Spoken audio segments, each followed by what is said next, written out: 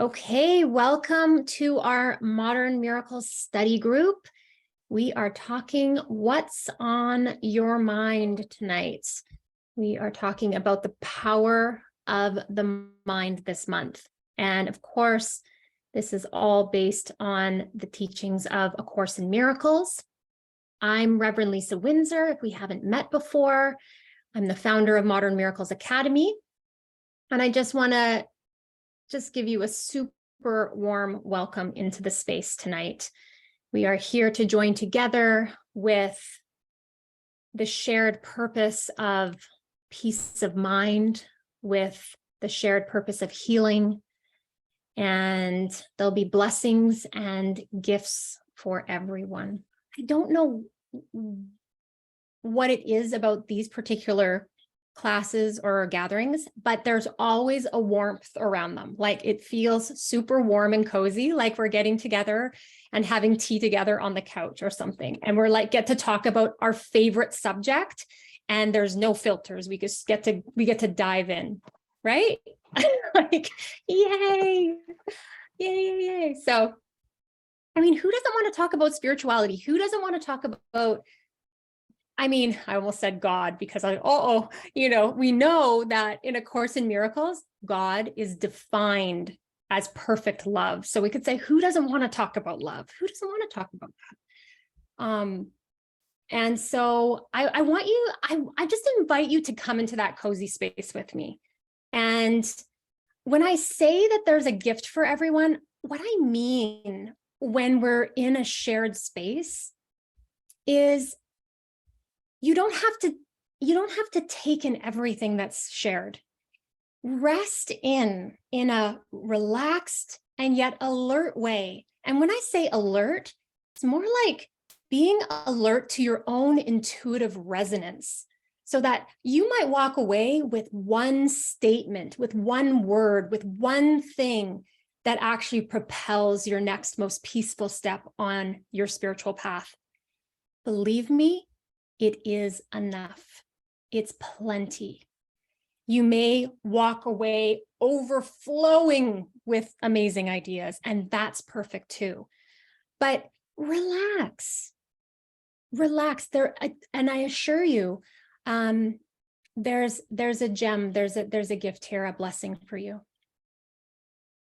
And I will say, no matter what I say, I will never be able to guess what was helpful that I said, because people will come back to me and they'll tell me what really resonated. And I would have think, wow, didn't think that statement was particularly interesting or important. And yet that was the one. So I always have no idea. I don't even have judgment anymore. I say, whatever it is. Maybe someone needed to see my dog Juno at the beginning. And that was like the thing, right?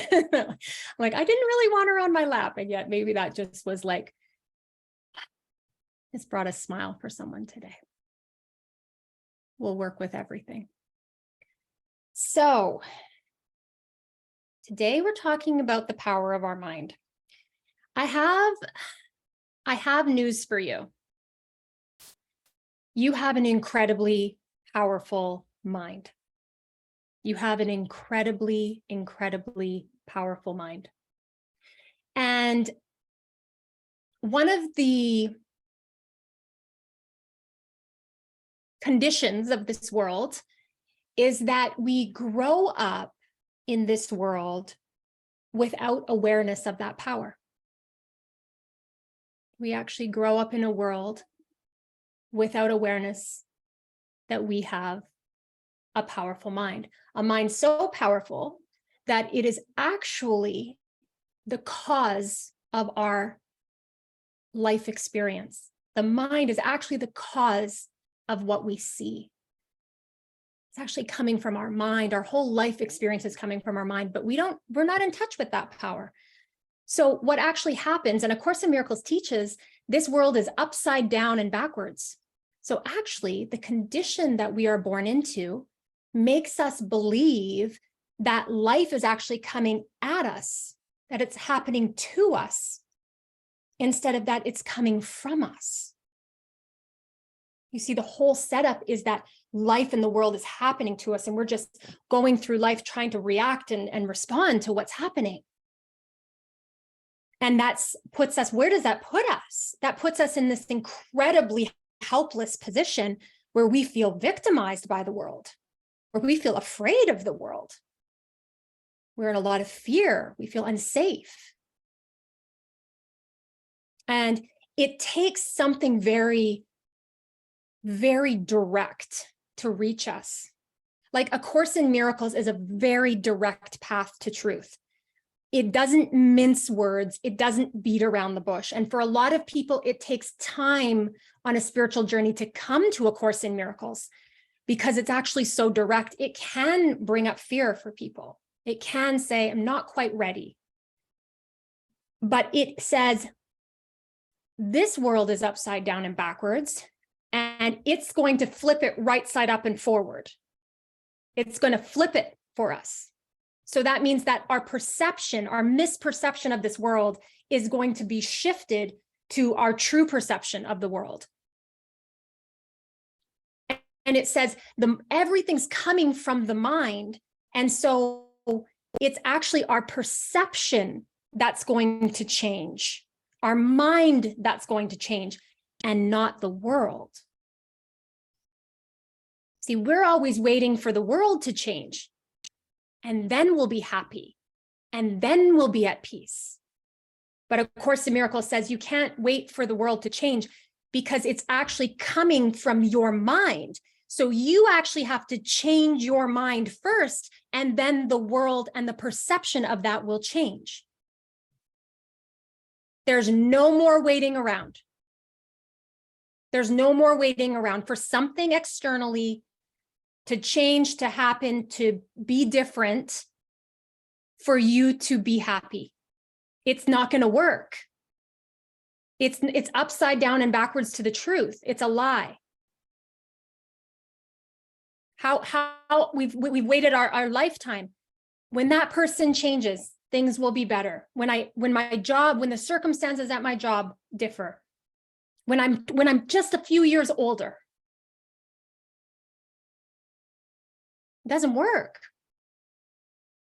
For some reason, we hold on hope. We hold the hope that it will. It's very tricky that way. We have a lot of hope. We have way too much hope. Can I just say that? We have way too much hope about this world changing and doing something different. Can we just let go of that for a moment? Because this is actually a funny story, but when I was married, my hope to heal my relationship in the context of my marriage was so strong that it took 11 years for me to let go of the relationship because I had too much hope. And the last thing I heard the Holy Spirit tell me was, he said, have no more hope. He's not going to change. And I heard it 11 years in. I think actually maybe like with the dating and everything, it was like 12, 13 years in. He said, have no hope. He's not changing.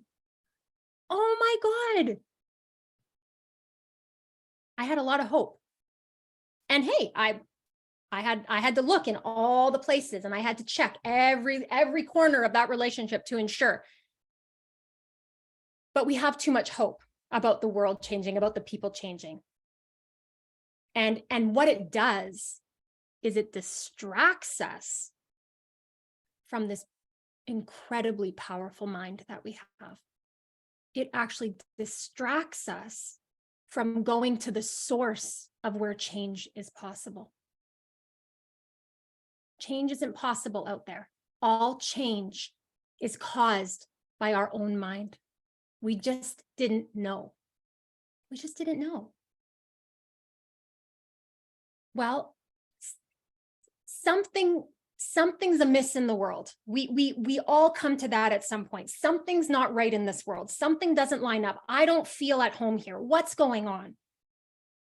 And then something will show up. When that sincere question, there has to be something else. There has to be another explanation, something. When that sincerity shows up, something like A Course in Miracles, something direct, some answer that can start to shift the perception right side up will show up for you.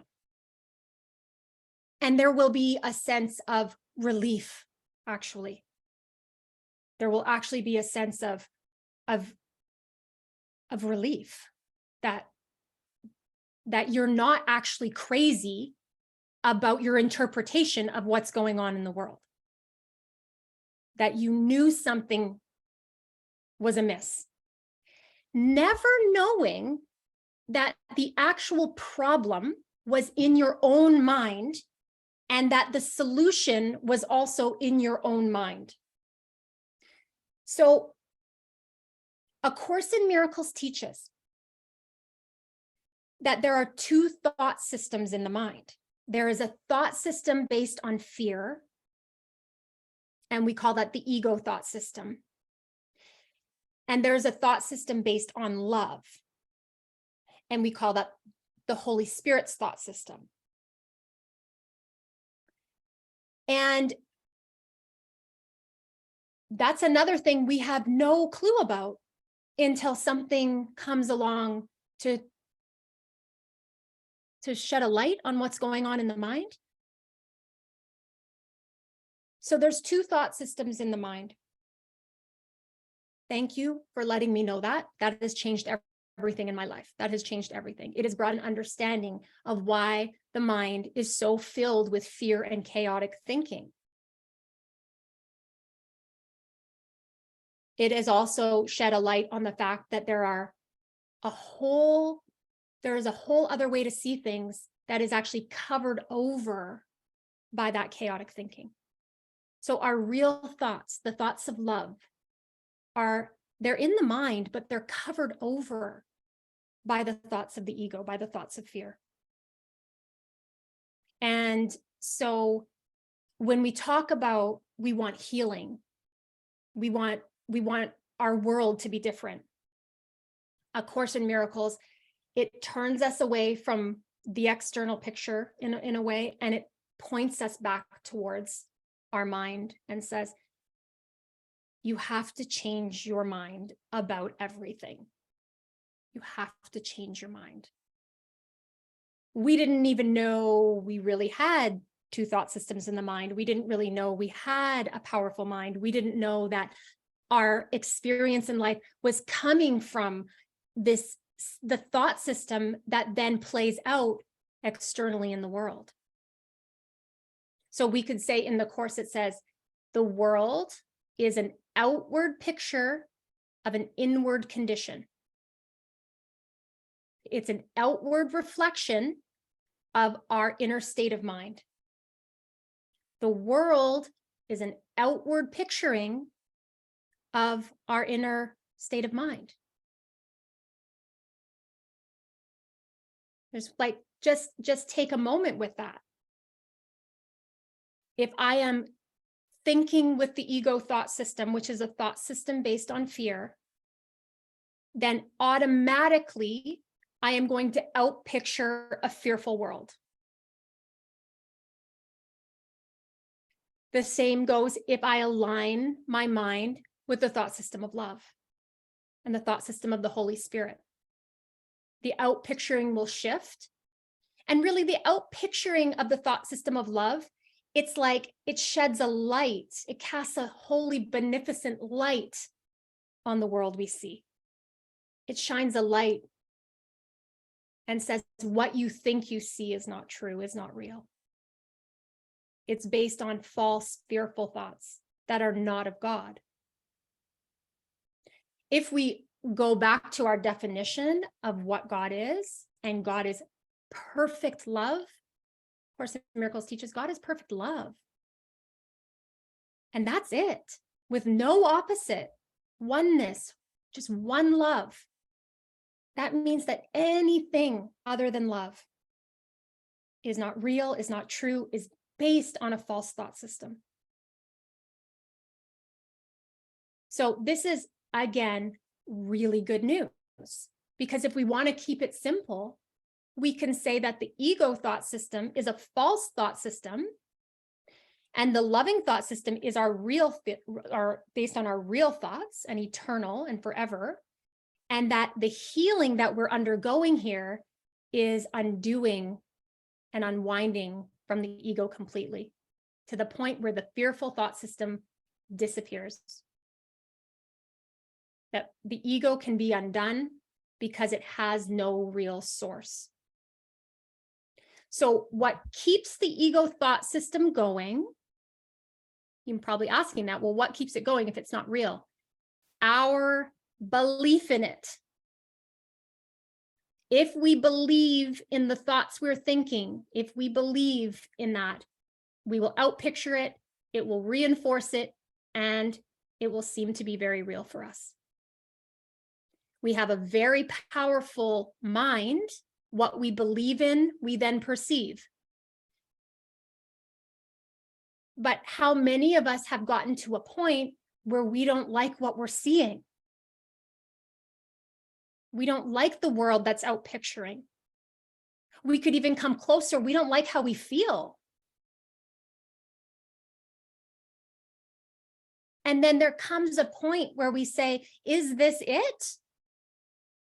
Is this it? Is this what we just live in this kind of unnatural state of fear, in this discomfort?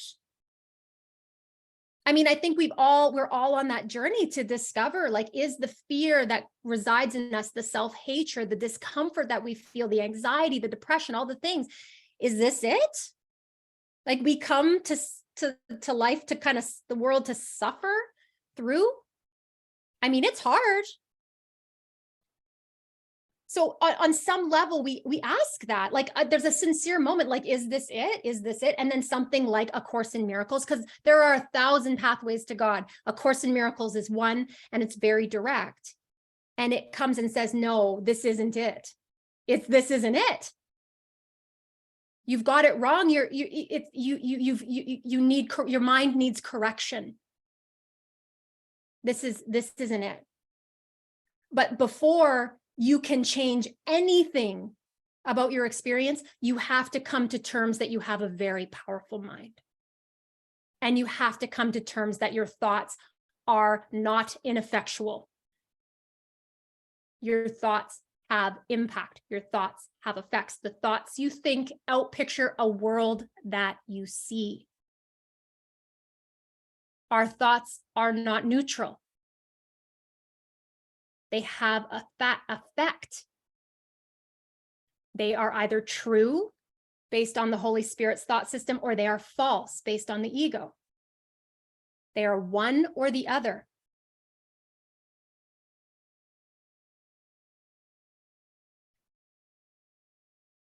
A Course in Miracles is a curriculum for undoing the ego. We come to it and we don't understand. You know, we come to it because it speaks to us basically on the level of intuition, like we read the words, we don't really understand what they're saying. We spend time with it, and there's something that we know is true. It's true on a soul level, right? It's speaking to the truth in us. And for some of us, even though we don't understand, we know we have to keep opening the pages, or we need to keep coming and listening, or we need to keep moving towards it. Because there's like alarm bells going on within us saying, yes, this. Yes, even we don't know what the this is, but we're like, there's something here we need to stay with. And we have been building a Course in Miracles community here at Modern Miracles. Our community has a beautiful foundation of very devoted students and teachers. And we are just kind of in our lifelong devotion to the undoing of fear and the undoing of guilt in our minds, and the practice of true forgiveness that the Course teaches. And we come into these spaces and we let our mind be washed by the love and the message of like real hope. Like, there is hope here for a happy experience. There is hope here. It doesn't have to do with the world, though. It has everything to do with your inner world, your mind. There's hope to heal your mind. There's hope for all of us. And it even goes beyond that, because the Course says it's inevitable. Your healing is inevitable. But right now we just need hope, but we need the hope directed inward, where hope can be applied, and then results and miracles and healing can take place. And that's, I think, one of my favorite things about A Course in Miracles is that it just keeps giving to us. Like, if you start to struggle, something will happen that will lift you up. Something will happen that will help you just take one more step. It's a living document. It is not a book, but it is a book. But it's alive. It's got the message of truth, and it's reaching us. And I always say, like, because it comes first in the form of a book, it's easy access for us to reach the thoughts, because we just have to read them off the pages. It also comes to us in the structure of a curriculum, and it gives us lessons every day for a whole year. A lesson a day for a whole year, with instructions. The thoughts to think, the words to say, the way to practice. It teaches us. And we mess it up. Oh, like, we do it wrong all the time. We're never perfect at this. And that's not the point. It's not the point anyways. We make progress. And no one can necessarily explain it to you, because the students of A Course in Miracles, they're making progress internally. Their lives might not look much different. The scenery might not change too much, but there's something that's shifting and changing within. And then all of a sudden, you don't need your life to outpicture so much different, because the internal changes are substantial and real. So there is no one that does not play a part in the healing of the mind.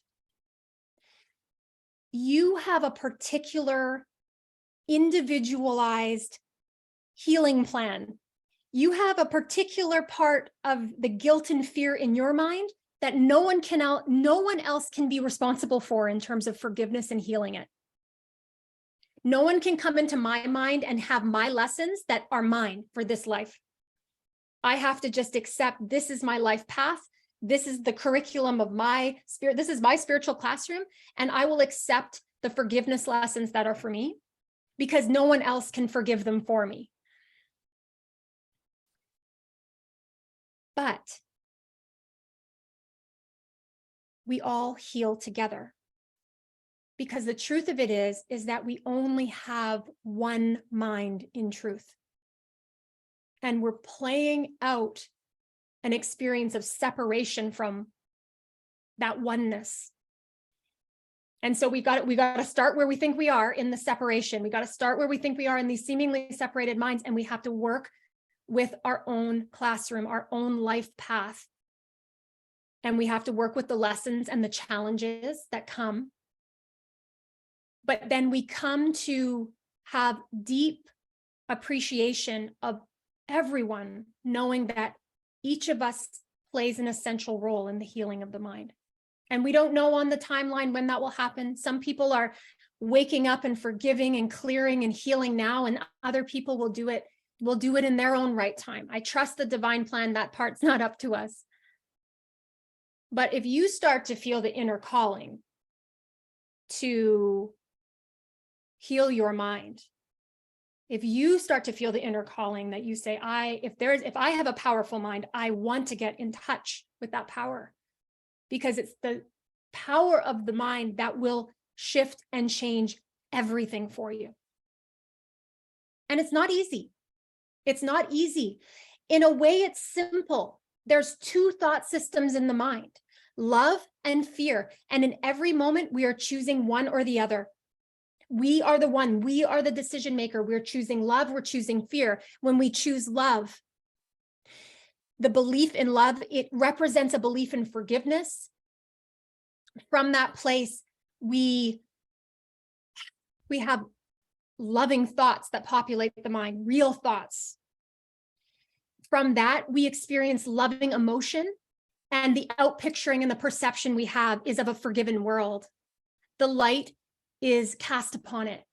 It's beautiful. We go, oh, wow, we see through the eyes of innocence. The light can shine. It doesn't just shine on one, it shines on all when we see through that lens. When we choose the ego, which again, I'm telling you that we're making that choice, even though we don't see that we're in that place and that power to be choosing, when we're in the ego thought system, it is a belief that we're separate from love, that we're separate from our source, that we're separate from one another. And from that, thoughts of attack and defense play out in our world. And from that, we feel fear and we feel guilt and we feel defensive. And from that, it outpictures a world of fear, a world of competition, a world of separation, a world of lack. So it's simple because there's only two thought systems. That's simple. That's simple, like one or the other. But this is not easy because we have been conditioned and conditioned the mind to choose the ego, not knowing we were making that choice. Remember, we have no awareness of the other thought system, choosing the ego again and again and again and again, getting very comfortable with the idea that life and the world happens to us. The victim identity, the helplessness, it's all the ego's thoughts. You're helpless. You're a victim of this world. You're alone. You're not powerful. You're nothing. Everyone hates you. You hate you. You're not worthy. You're just going to die. There's not enough. Some people win, but then you got to lose. You're happy now, but just wait. Oh, just wait. Just wait till tomorrow. Something's going to happen.